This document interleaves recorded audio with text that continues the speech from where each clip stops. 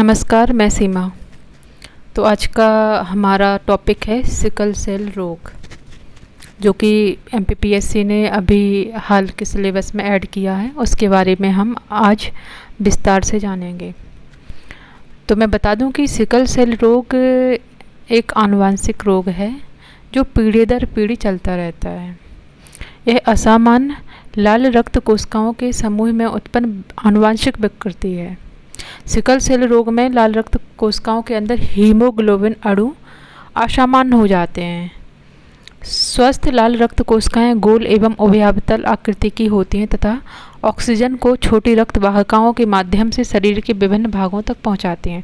Sickle cell रोगी में लाल रक्त कोशिकाएं कठोर और चिपचिपी हो जाती हैं तथा इनका आकार हंसियाकार या शिकल या अर्धचंद्राकार हो जाता है।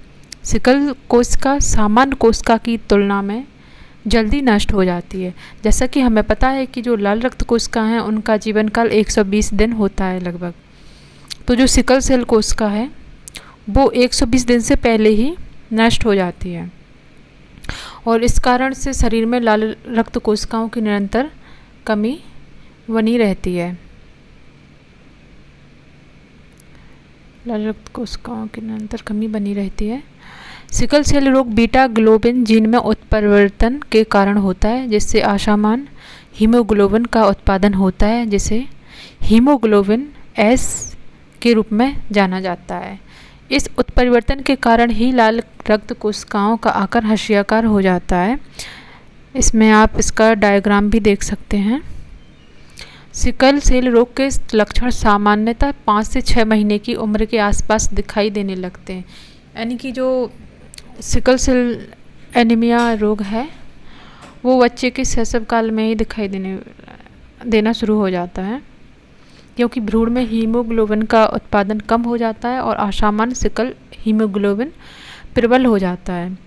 तो जो आरबीसी 100 से 120 दिन तक जीवित रह सकती है, जबकि सिकल आकार की कोशिकाएं केवल 30 से 40 दिन तक जीवित रहती हैं। सिकल कोशिकाएं छोटी रक्त वाहिकाओं के मार्ग में अटक जाती हैं एवं शरीर के रक्त और ऑक्सीजन के प्रवाह में बाधा डालती हैं। कोशिका में इस प्रकार के बदलाव के कारण शरीर में तीव्र दर्द, अंगों में खराबी एवं स्ट्रोक का खतरा हो जाता है। सिकल सेल रोग में ऑक्सीजन की कमी के कारण आरबीसी हंसियाकार होकर फट जाती हैं, जिससे हीमोलिटिक एनीमिया रोग हो जाता है।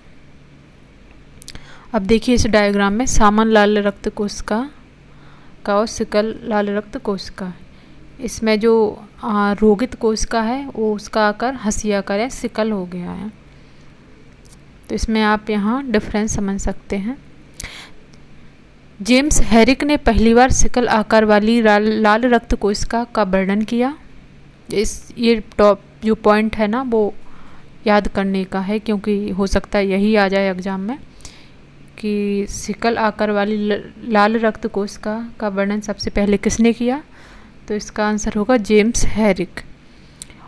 लाइनस पॉलिंग और उनके सहकर्मी ने वर्ष 1949 में सिकल हीमोग्लोबिन की परिवर्तित इलेक्ट्रोफोरेटिक मोबिलिटी को प्रदर्शित किया और मॉलिक्यूलर रोग की परिभाषा दी। वर्ष 1942 में लेहमैन और कटबुस द्वारा दक्षिण भारत के नीलगिरी पहाड़ियों की आदिवासी जनसंख्या में भारत में पहले सिकल हीमोग्लोबिन का वर्णन किया। वर्ष 1942 में ही डनलोप और मजूमदार ने उत्तर असम के चाय बागान के कर्मियों में सिकल हीमोग्लोबिन की मौजूदगी की सूचना दी। सिकल सेल मरीज के प्रकार। जो सिकल सेल मरीज होता है वो 2 प्रकार का होता है, सिकल सेल रोगी और सिकल सेल वाहक।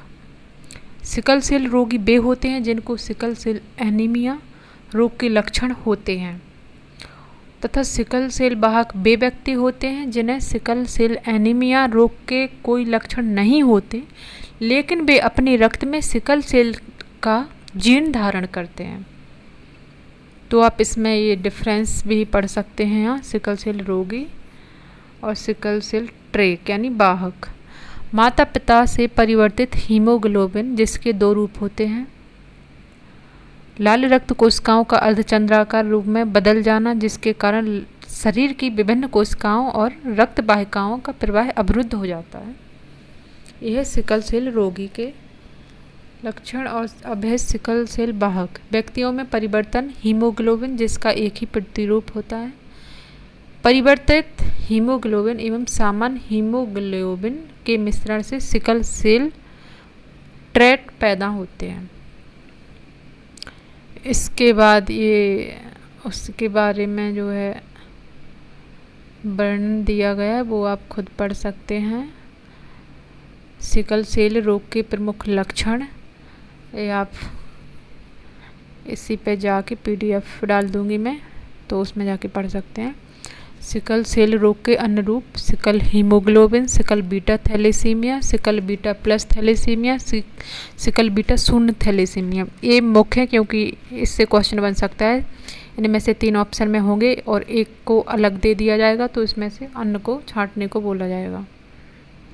अब सिकल सेल रोग का पता लगाने के लिए किए जाने वाले टेस्ट भी इम्पोर्टेंट हैं, जिसमें solubility test, sickling test, electrophoresis, isoelectric focusing, capillary electrophoresis, high performance chromatography, आणविक नैदानिकी, रेस्ट्रिक्शन फ्रेगमेंटेशन, ये भी बहुत इम्पोर्टेंट है, इसको देख लीजिएगा आप।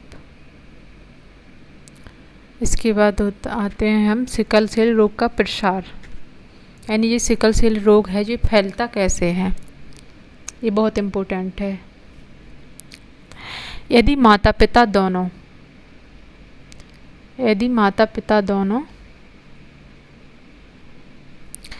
सिकल सेल रोगी नहीं हैं तो उनके बच्चों में यह रोग नहीं होता है।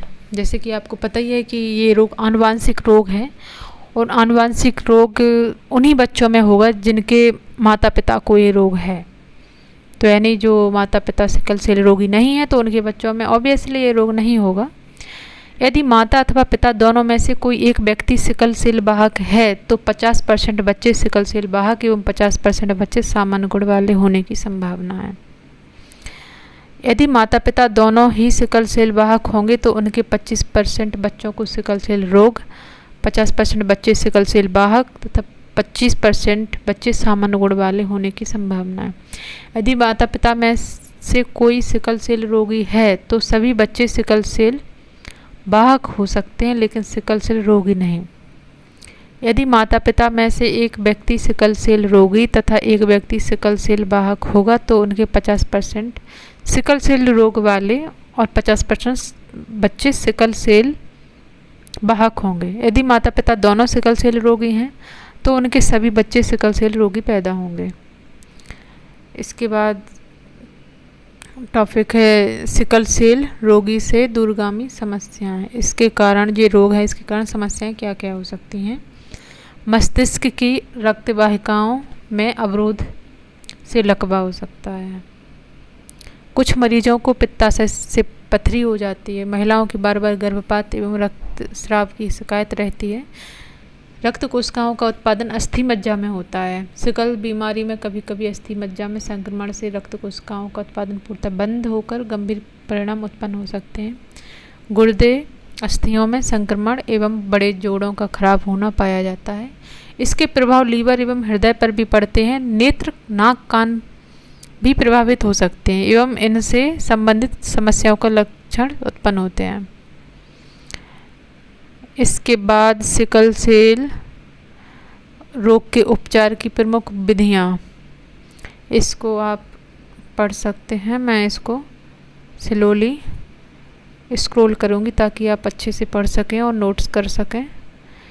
इसमें जो पहली विधि हाइड्रोक्सी यूरिया, इसको मैं पूरा पढ़ के नहीं बताऊँगी, आप खुद पढ़ेंगे इसको।